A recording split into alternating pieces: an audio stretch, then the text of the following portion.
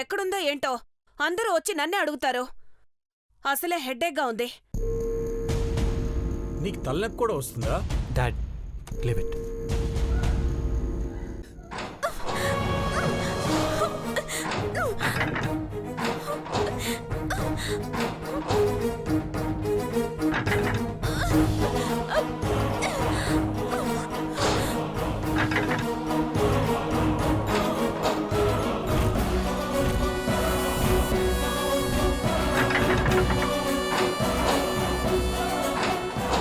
అటువైపు నుంచి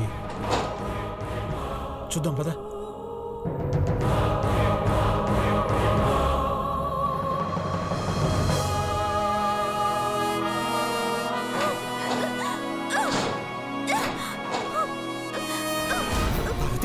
పార్వతి, పార్వతి ఏమైంది?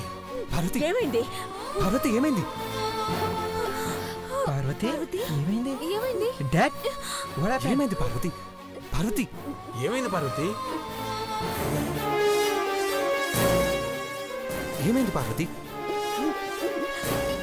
ఏం కాలేదు పెద్దబాబు గారు.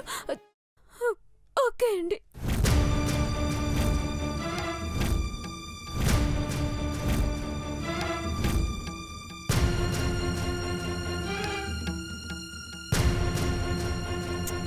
ఆ మొహానికి ఫేస్ ప్యాక్ ఏంటి అలా పూసుకున్నా? చెప్పు పార్వతి. పార్వతి చెప్తావా లేదా? అదే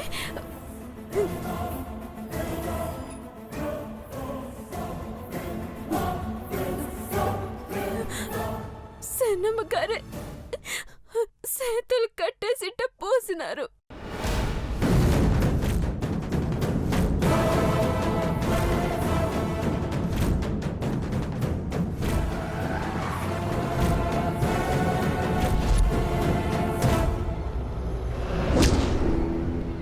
ముఖమంతా సన్న మంటగా ఉంది అమ్మగారు.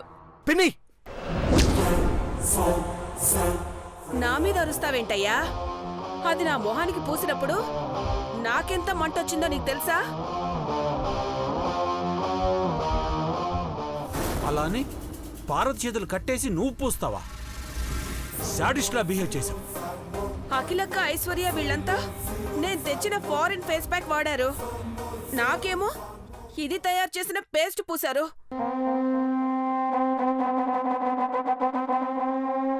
అందులో ఏం కలిపిందో మహాతల్లి. కారం అనుకుంటా. నా మొహం చూడండి ఎంత ఎర్రబారిందో. ఈ కాపుతావా? అసలు బుద్ధిందా నీకు? అక్క, షట్ అప్. మనల్ని నమ్ముకుని బతుకుతున్న ఆడపిల్లని కిడ్నాప్ చేసినట్టు చేతులు కట్టేసి రాక్షసానందం పొందుతున్నావా? చిచి, ఎంతమంది ఎన్నిసార్లు చెప్పినా నీకు మాత్రం బుద్ధి రాదు.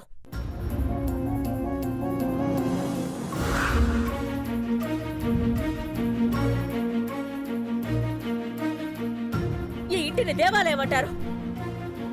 ఇలాంటి గుళ్ళో ఒక దెయ్యం ఉంది అని అనిపించుకుంటే నీకెంత అవమానంగా ఉంటుంది. వంచిన తలతోనైనా కొంచెం ఆలోచించాలి. లేదంటే పని వాళ్లే ఏదో ఒకరోజు నేను చీకొడతారు.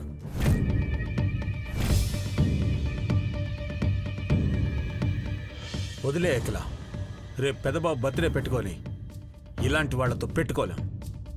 అనవసరంగా అందరూ మూడ్ పాడవుతుంది. ఐస్ క్యూబ్ పెడితే రిలీఫ్గా ఉంటుంది. రా పార్వతి, పెడతాను.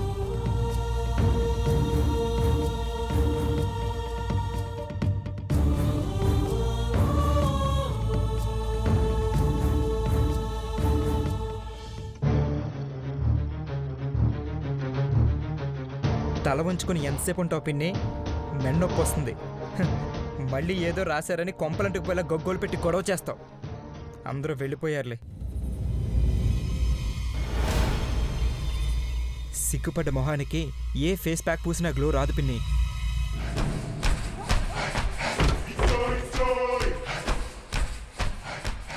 నిన్న మొన్నటి దాకా పాలు తాగే పసికొనలు కూడా పశ్చాత్తాపడ్డావా అని వెక్కిరిస్తున్నారంటే కారణం పార్వతి. నీ నాశనాన్ని చూస్తానే.